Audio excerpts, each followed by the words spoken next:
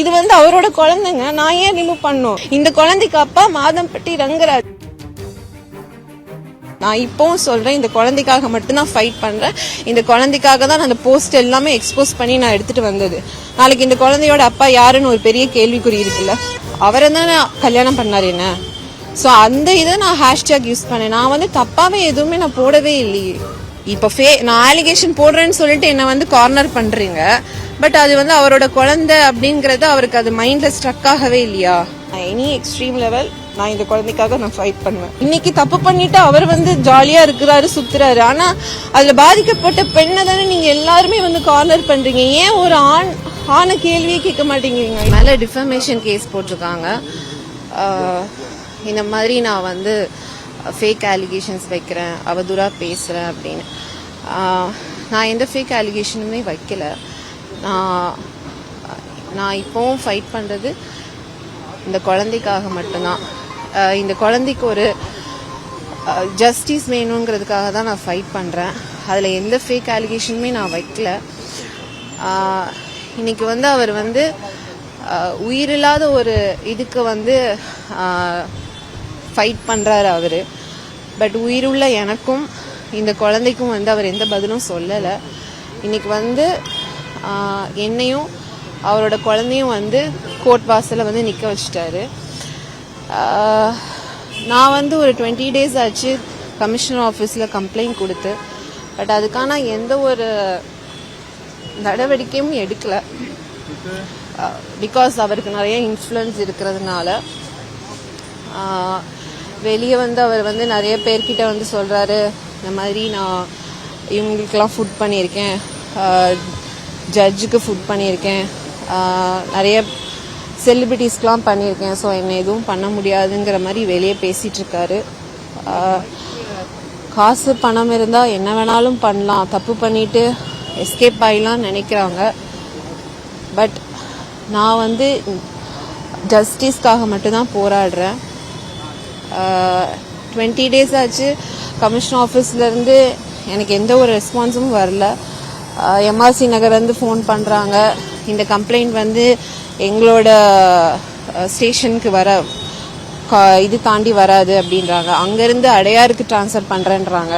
அடையார்லேருந்து கால் பண்ணுறாங்க, இது வந்து எங்கள் ஜுடிஷியரியில் வராது, நாங்கள் வந்து திருவான்மியூருக்கு ட்ரான்ஸ்ஃபர் பண்ணுறோன்றாங்க. திருவான்மியூர்லேருந்து கால் பண்ணுறாங்க, இது எங்களுக்கும் வராதுன்றாங்க. இப்படி வந்து என் கம்ப்ளைண்ட் இப்போ வந்து எங்கே இருக்குன்னு எனக்கு தெரியல. ஸோ ஆக மொத்தம் என்னை வந்து நான் கொடுத்த கேஸ்க்கு இன்னுமே வந்து எனக்கு வந்து ஒரு ஜஸ்டிஸ் கிடைக்கல. ஸோ அதுக்காக நான் வெயிட் பண்ணிகிட்ருக்கேன், ஃபைட் பண்ணிகிட்ருக்கேன். இன்னைக்கு வரைக்கும் இந்த குழந்தைக்கான ஒரு பதில் அவர் சொல்லலை. அதுக்காக தான் நான் மெயினாக வந்து ஃபைட் பண்ணுறேன்.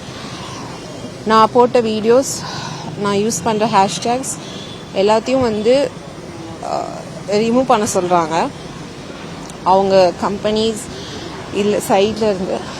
நான் ஒன்று கேட்குறேன், நான் எந்த தப்புமே போடவே இல்லையே. நான் வந்து இந்த குழந்தையோட அப்பா மாதம்பட்டி ரங்கராஜ், அதை தான் நான் வந்து எக்ஸ்போஸ் பண்ணேன். ஒரு 4 செவத்துக்குள்ளே இருந்து நான் இந்த குழந்தைய டெலிவரி பண்ணி அந்த குழந்தைக்கு அப்பா யாருன்னு தெரியாமல் நான் வந்து வாழ முடியாதுல்ல. ஏன்னா அவர் என்னை கல்யாணம் பண்ணியிருக்காரு, இந்த குழந்தைக்கு அப்பா.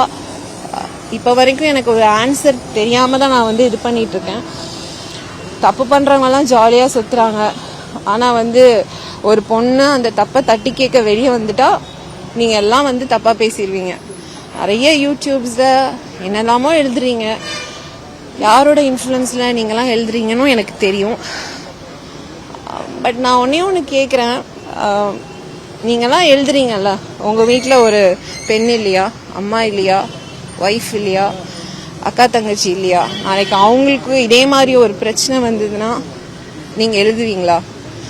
அவங்களுக்கான இதை வந்து ஃபைட் பண்ணி வாங்கி கொடுக்க மாட்டீங்களா? ஸோ என்ன மாதிரி ஒரு பொண்ணு வந்து வெளியே வந்துடுச்சுன்னா அவதூறாக என்ன வேணாலும் நியூஸ் பரப்புவீங்க. ஸோ இதனால தாங்க நிறைய பெண்கள் வந்து வெளியே வரவே மாட்டேங்கிறாங்க. என்ன ஆனாலும் வந்து வீட்டுக்குள்ளேயே அதை வந்து முடக்கி அவங்கெல்லாம் அந்த வந்து உள்ளுக்குள்ளே தான் ஃபைட் பண்ணுறாங்களே தவிர வெளியே வந்து ஃபைட் பண்ண மாட்டேங்கிறாங்க. இன்னைக்கு நான் ஃபைட் பண்ணுறதுனால என்னை வந்து அவதூறாக பேசுகிறாங்க, தட்ஸ் ஓகே. பட் இப்போவும் சொல்கிறேன், நான் என் குழந்தைக்காக ஃபைட் பண்ணிகிட்ருக்கேன். எனக்கு ஒரு ஜஸ்டிஸ் வேணும். இன்னைக்கு வந்து இதுக்கு வந்து ஒரு ஆன்சர் தெரியாமல் நான் உட்காந்துட்ருக்கேன். நான் வந்து ஒன்று சொல்லிக்க விரும்புகிறேன். நான் இந்த குழந்தைக்காக எனி எக்ஸ்ட்ரீம் லெவல் போய் நான் ஃபைட் பண்ணுவேன். எனக்கு வந்து ஜஸ்டிஸ் கிடைக்கிற வரைக்கும் நான் போராடுவேன். அது எந்த லெவலாக இருந்தாலும், அவங்க என்ன இன்ஃப்ளூயன்ஸ் பண்ணாலுமே நான் ஃபைட் பண்ணுவேன். அதுக்கு நான் ரெடியாக இருக்கிறேன். இன்னைக்கு வந்து அவரோட குழந்தைய சுமந்துட்டு இருக்கேன். அதுக்கு பதில் தெரியல. பட் அந்த குழந்தையே வந்து அவர் வந்து கோர்ட் வாசலில் நிற்க வச்சுட்டாரு. அது வந்து அவருக்கு ரொம்ப பெரிய ஈஸியான ஒரு விஷயமா இருக்கு. பட் குற்றம் இல்லாமல் நிறைய பேர் வந்து வெளியே வந்து ஜாலியாக சுற்றிட்டு இருக்காங்க. நான் வந்து ஜட்ஜ்மெண்ட் மேலே நான் ரொம்ப நம்பிக்கை வச்சுருக்கேன்.